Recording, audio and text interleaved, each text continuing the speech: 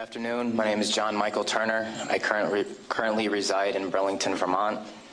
I served with Kilo Company, 3rd Battalion, 8th Marines as an automatic machine gunner.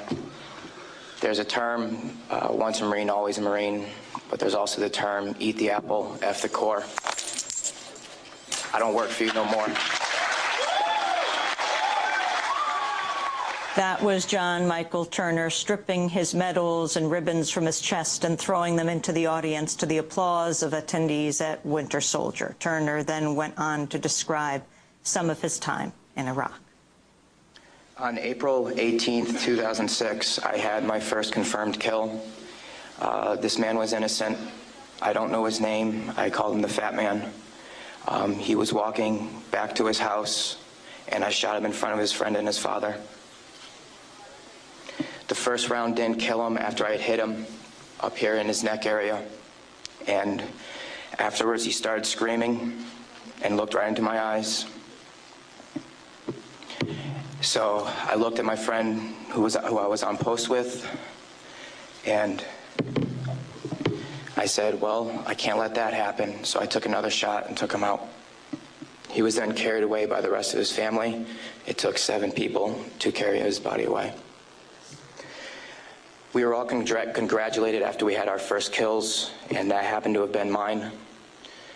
My company commander personally congratulated me, as he did everyone else in our company. This is the same individual who had stated that whoever gets their first kill by stabbing them to death will get a 4-day pass when we return from Iraq.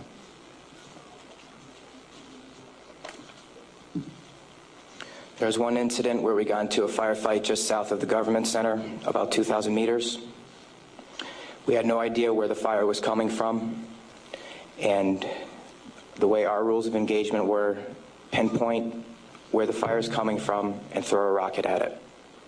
So with that being said, we still didn't know where the fire was coming from, and an 84mm rocket was shot into a house. I do not know if there was anyone in it. We do not know if that's where the fire was coming from, but that's what was done. Please go to the next image.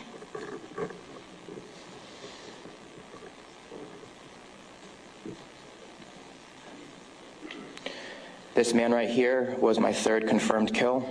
As you can see, he was riding his bicycle. Later on in the day, we went ahead and we had CBS Laura Logan with us, but she was with the other squad. And so she wasn't with us, so myself and 2 other people went ahead and took out some individuals because we were excited about the firefight we had just gotten into, and we didn't have a cameraman or woman with us. With that being said, anytime we did have embedded reporters with us, our actions would change drastically. We never acted the same. We were always on key with everything, did everything by the books. The man on the bicycle, he was left in the street for about 10 minutes until we realized that we needed to leave where we were. And his body was dragged about 10 feet to the right of him, where his body was thrown behind a rock wall, and his bicycle was thrown on top of him.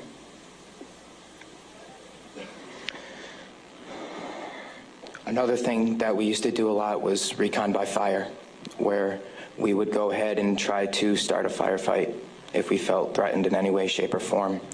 There's one particular incident where we were working with the Iraqi Army and the Iraqi Special Forces in downtown Ramadi, and with our squad and the Iraqi Army, there was also lieutenant colonels, majors, first sergeants, and sergeant majors.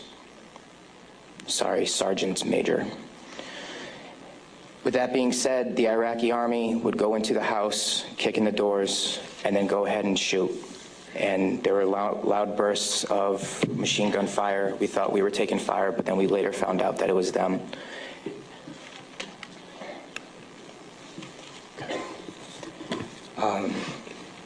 House raids. Because we were a grunt battalion, we were responsible for going on several patrols. A lot of the raids and patrols we did were at the night, around 3 o'clock in the morning, around there. And what we would do is just kick in the doors and terrorize the families. That was an image taken around 3 o'clock in the morning through night vision goggles. And that is the segregation of the women and children and the men.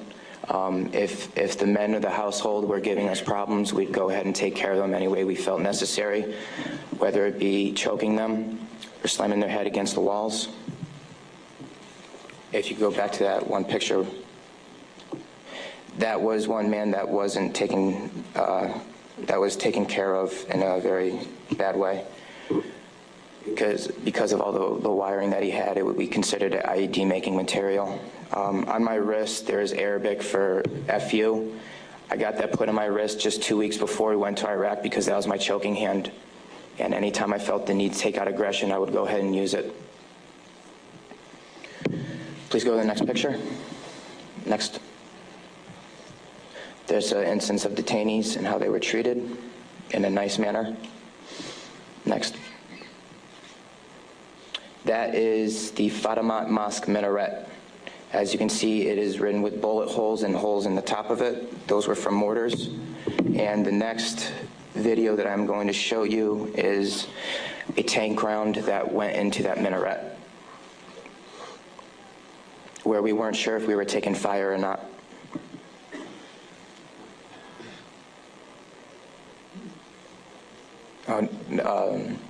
I'll talk about this one. This is after one of the guys in weapons company had gotten shot.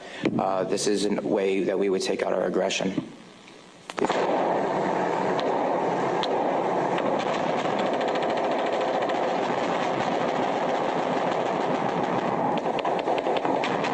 For those of you who don't know, it is illegal to shoot into a mosque unless you are taking fire from it. There was no fire that was taken from that mosque. It was shot into because we were angry. Can you please play the next video?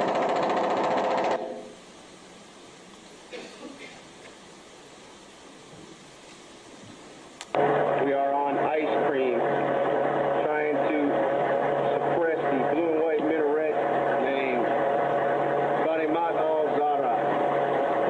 Hellraiser, Hellraiser. Go ahead and take another tank round at that building over, at that mosque door. Another round. Kilo 2. Oh! Yes! Next image. That, okay. With that being said, there's many more stories and incidents for me to talk about, although we don't have the time to. But this just goes to show you that that was the after effect of the tank round. This just goes to show you that everyone sitting up here has these stories. And there's been over 1 million troops that have gone in and out of Iraq. So the possibilities are endless. Next image, please. The reason I am doing this today is not only for myself and for the rest of society to hear, but it's for all those who can't be here to talk about the things that we went through, talk about the things that we did. Next image.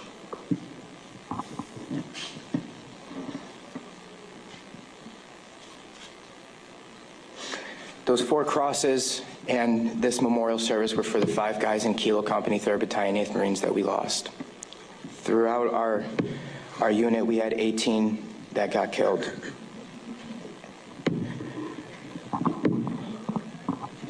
With that being said, that is my testimony. I just want to say that I am sorry for the hate and destruction that I've inflicted on innocent people. And I'm sorry for the hate and destruction that others have inflicted on innocent people. At one point, it was okay, but reality has shown that it's not, and that this is happening, and that until people hear about what is going on with this war, it will continue to happen and people will continue to die. I am sorry for the things that I did. I am no longer the monster that I once was. Thank you. Former Marine John Michael Turner fought with the 3rd Battalion, 8th Marines. The videos and photos the soldiers showed can be seen at our website, democracynow.org. This is